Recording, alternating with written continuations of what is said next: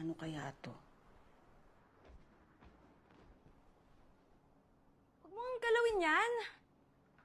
Oh, dito ka sa sala.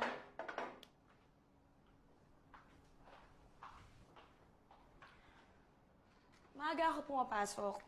May pagkain sa ref. Ikaw na bahala magluto. Basta huwag kang lalabas. Huwag ka rin pumapasok ng kung sino-sino. Gusto mo? Hindi. Matagal na akong tumigil. Himala. May dinner tayo bukas kay Carlo kasama buong pamilya niya. Si Catherine na bahala sa damit mo. Basta yung usapan nating kwento, sundan mo lang. Okay?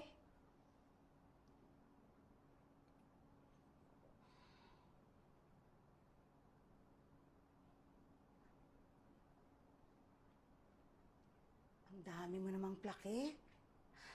Sabi ko na nga ba eh, magtatagumpay ka. Bata ka pa lang eh. Wais ka na. Madiskarte. Ang laki na ng inasenso mo.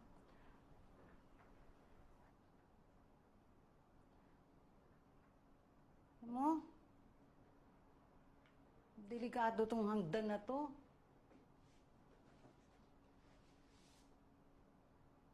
Takaw disgrasya to. Lalo na sa mga anak mo. Anak? Wala akong anak. And wala rin akong planong magkaanak.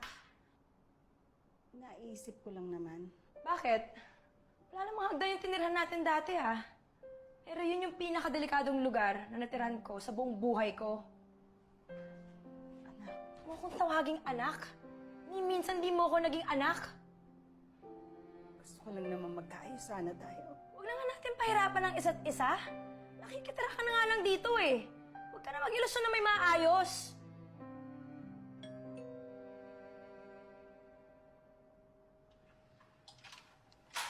Marife, Nance, may bisita ka pala. Ako po si Lance, katrabaho ko po si Marife. Kayo po si... Kasambahay ko. Tara, may tayo. Sige.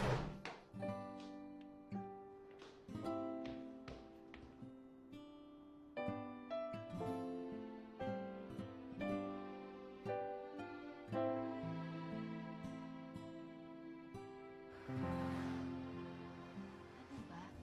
Bakit dinala mo pa yung bag mo? Amin na nga. wag. Nalagay ko na lang siya sa ilalim.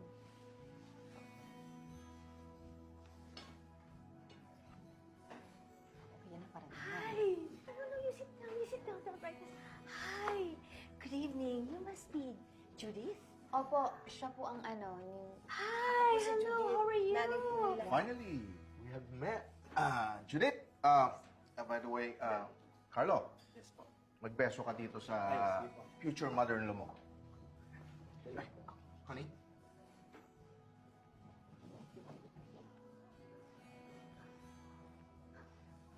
So, it must be hard living alone in Japan. So, what do you do for a living? Yung dati kong trabaho, hostess. Ha? Ang ibig ko sabihin, hotel manager. Hostess kasi ang tawag nila doon eh, sa Japan. So, I see. So, doon mo nakilala ang tatay ni Sakura. So, how is he now? Nako, hindi na ho kami nagkita eh, pagkatapos humabuo si Sakura. Ay, siguro ho, ano?